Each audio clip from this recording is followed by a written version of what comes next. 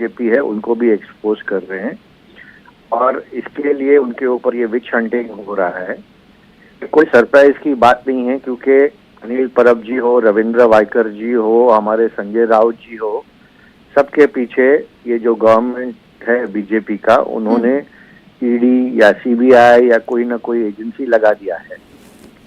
और ये पहली बार देश में हो रहा है कि ऐसे विच हंटिंग सभी ऑपोजिशन पार्टीज के लीडर पर हो रहे हैं।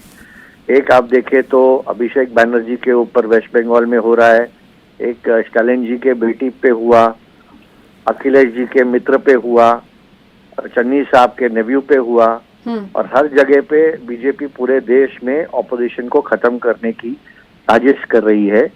ये डेमोक्रेसी और संविधान दोनों के लिए खतरा है और ये पहले कभी इतिहास में नहीं हुआ। हाँ। ये सरकार कभी बात नहीं करती है कि किसान 650 किसानों की मौत 1.5 साल में सिंगूर बॉर्डर पे हुई।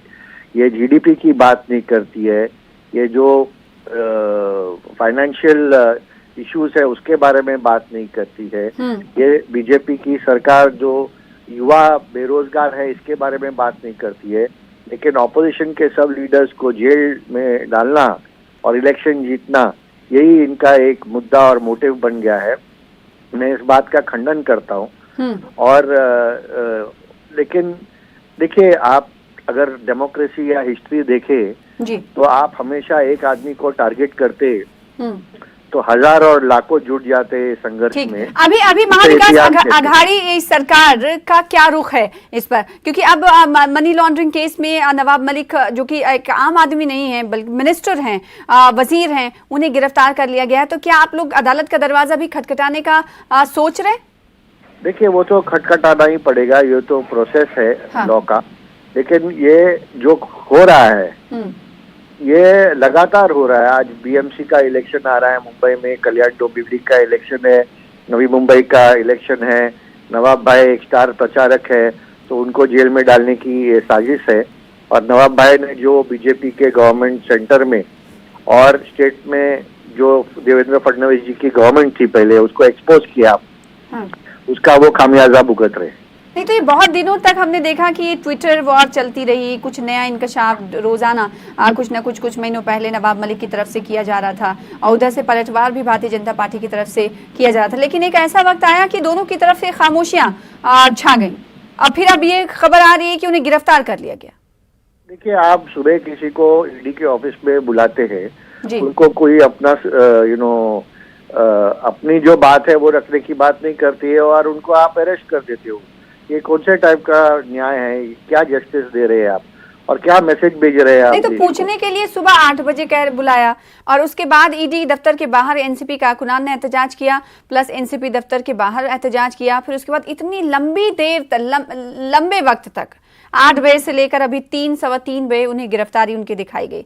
तो आपको लगता नहीं है कि कुछ तो ऐसा ईडी के अफसरान को मिला होगा जिसके बाद उन्होंने गिरफ्तारी दिखाई? कुछ क्लूज मिले होंगे?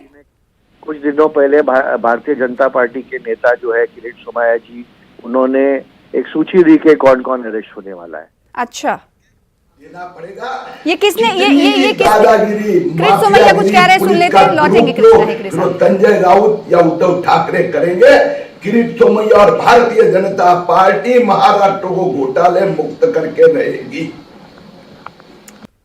भारतीय जनता पार्टी के लीडर किरीट सोमैया मीडिया से मुखातिब थे। उन्होंने कहा कि भारतीय जनता पार्टी जो घोटालेबाज हैं उन्हें खत्म करके मुल्क से ही रहेगी।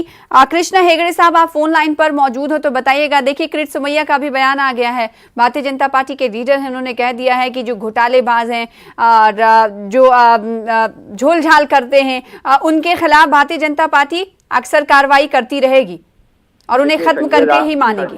संजय राउत जी ने अपने प्रेस कॉन्फ्रेंस में ये स्पष्ट बताया कि 25,000 करोड़ रुपए का घोटाला गए बीजेपी सरकार में महाराष्ट्र में हुआ है, तो सीबीआई और ईडी को उसकी भी जांच करनी चाहिए। तो क्यों नहीं हो रहा है जांच? और सब जो भारतीय जनता पार्टी के नेता हैं उनके पास पहले से कैसा डिटेल्स आ जाते हैं कि आज ये अरेस्ट होने वाला है या कल ये अरेस्ट होने वाला है। इसको सीबीआई बुलाएगा, इसको ईडी बुलाएगा। जी। और सिर्फ ये आप किसकी बात कह रहे हैं कि उन्होंने एक फहरिस्त जारी की, लिस्ट जारी की कि आज ये गिरफ्तार होंगे, कल दूसरे लीडर गिरफ्तार होंगे, ये किसने कहा और कब कहा? सोमैया जी ने भी कहा, और अब मैं आपको बोलता हूँ कि पूरे देश में हाँ। अभी ऐसा चल रहा है। बीच में एक मुंबई में ऐसा वीडियो निकाला था कि पहले एक बीजेपी के नेता रास्ते में कुछ मुठभेड़ हो रही थी किसके साथ, तो वो कह रहे थे मैं ईडी को आपका कंप्लेन दूंगा। तो ये अभी it is part and parcel of opposition. नहीं, बहुत बड़ी बात आप कह रहे थे कृष्णा हेगड़े साहब। आप कुछ देर पहले ही कह रहे थे कि भारतीय जनता पार्टी के लीडरों के पास ये लिस्ट आ जाती है कि कौन कब गिरफ्तार होगा।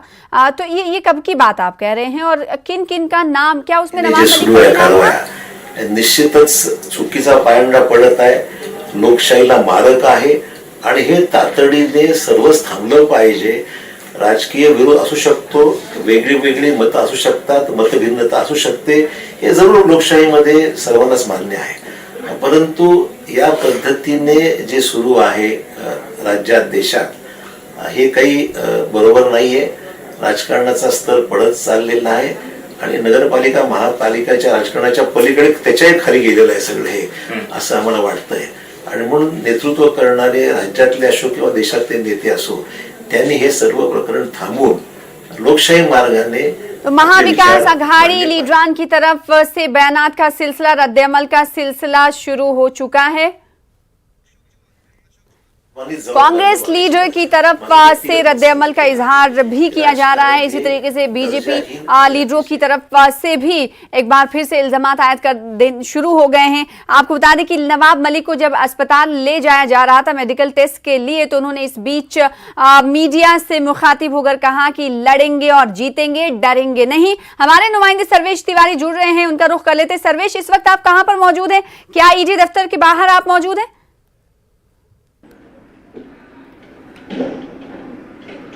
देखिए, इस वक्त हम ठीक ईडी के मुख्यालय जो हेडक्वार्टर है ब्लड ऑफिस में ठीक ईडी के क्या हलचल है, दिखाइए। तमाम ईडी के दफ्तर के बाहर की तस्वीरें आप देखते हैं किस तरह से यहाँ पर रैपिड एक्शन फोर्स लगाई गई है, पुलिस बंदोबस्त लगाए गए हैं, बैरिकेड्स लगाए गए हैं। ठीक इसकी 150 कदम की दूरी पे जितने भी एनसीपी के कार्यकर्ता हैं, नवाब मलिक के समर्थक हैं, वो नारेबाजी कर रहे हैं। जैसे ही गिरफ्तारी की खबर आई कि उन्हें अरेस्ट कर लिया गया है और मेडिकल के लिए मुंबई के JJ अस्पताल ले जाया जा रहा है, उसके बाद से नारेबाजी काफ़ी तेज़ हो गई कार्यकर्ताओं की। और उसके बाद तमाम पुलिस के जितने अधिकारी हैं पूरी तरह से यहाँ पर बैरिकेड लगा के पूरी तरह से 4 चौबंद सुरक्षा जो बैरिकेड लगाकर की गई है कि यहाँ पर कम से कम जो कार्यकर्ता हैं, जो समर्थक हैं एनसीपी के और नवाब मलिक के जो चाहने वाले हैं, वो यहाँ पर न पहुँचे, किसी अलग कार्रवाई को अंजाम न दें। कुल मिलाकर जो पूरा मामला है, साल 2005 में कुरला में एक ज़मीन है, उसकी खरीद फरोख्त का मामला है।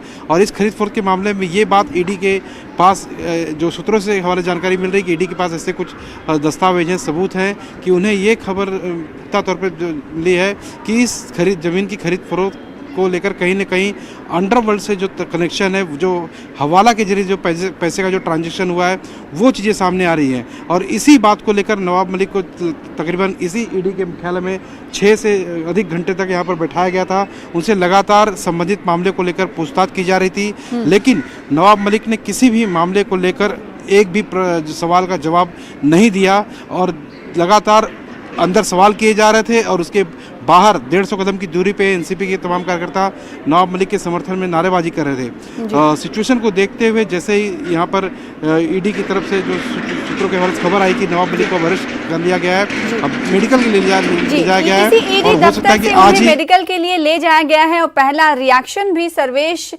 जो उन्होंने दिया है कि हम डरेंगे नहीं, लड़ेंगे और जीतेंगे। अभी वो मेडिकल टेस्ट करने के बाद उन्हें कोर्ट में भी पेश किया जाएगा, तो कितना वक्त लग सकता है?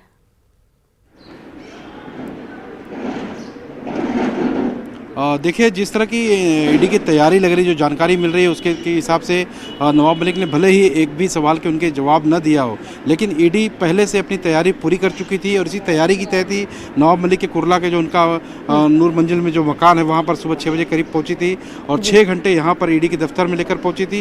ये तैयारी पूरी तरह से पूरी नियोजित ही कही जा सकती है, जिस तरह की तस्वीरें फिलहाल सामने हैं। और आज मेडिकल कराने के बाद एहतजाजी मुजाहिरीन भी, खवातीन एहतजाजी मुजाहिरीन मुजाहिरीन को आप देख सकते हैं एहतजाज जो कर रही हैं। नवाब मलिक ने गिरफ्तारी के बाद पहला रिएक्शन दिया, जिसे कुछ देर पहले मैं कोट कर रही थी। नवाब मलिक ने क्या कुछ कहा था, आइए आपको सुनाते हैं।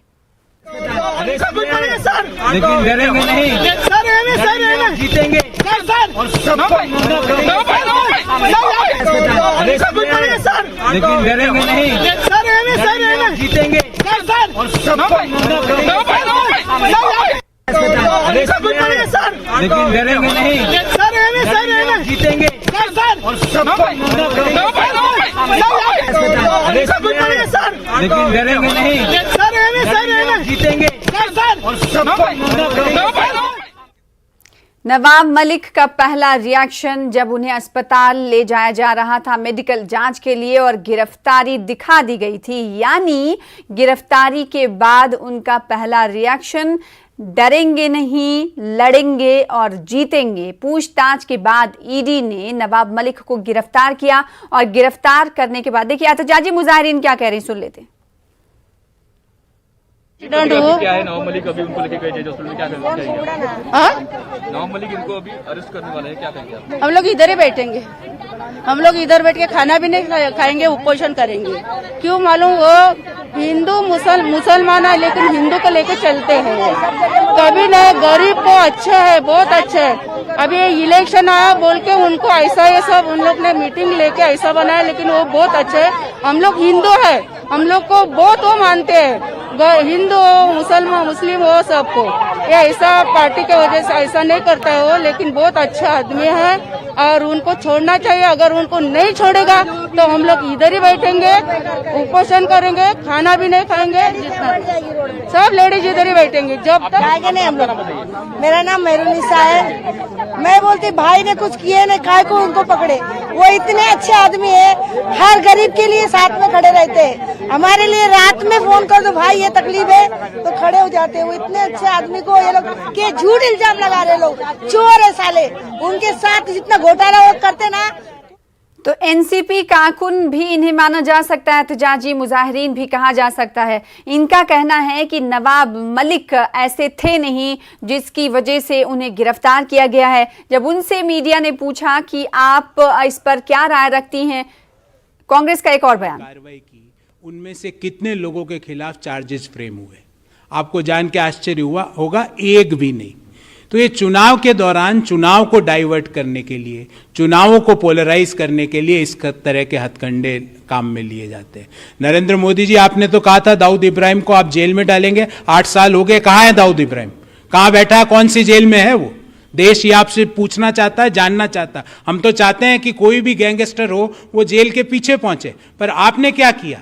आपने तो ये किया कि लूट एंड एस्केप, लूटो और उड़ो स्कीम यहां इंडिया में लॉन्च कर दी। मालिया देश का पैसा लेके उड़ गया। अभी एबीजी शिपयार्ड 23,000 करोड़ एक आदमी ने फ्रॉड किया भारत के बैंकों के साथ, वो कहाँ है? वो क्यों नहीं सामने आ रहा? बताइए मोदी जी, इन सवालों का जवाब दीजिए। पिछले 7.5 साल में 5,35,000 करोड़ रुपए का बैंकिंग फ्रॉड हुआ है। इन चीजों का जवाब दीजिए। सीबीआई, ईडी, एसएफआईओ वहां पे जांच क्यों नहीं करते हैं? गुजरात सरकार का 60 लाख टन, गुजरात सरकार ने जो छोटे उद्योगों के लिए 60 लाख टन कोयला था वो खा गई।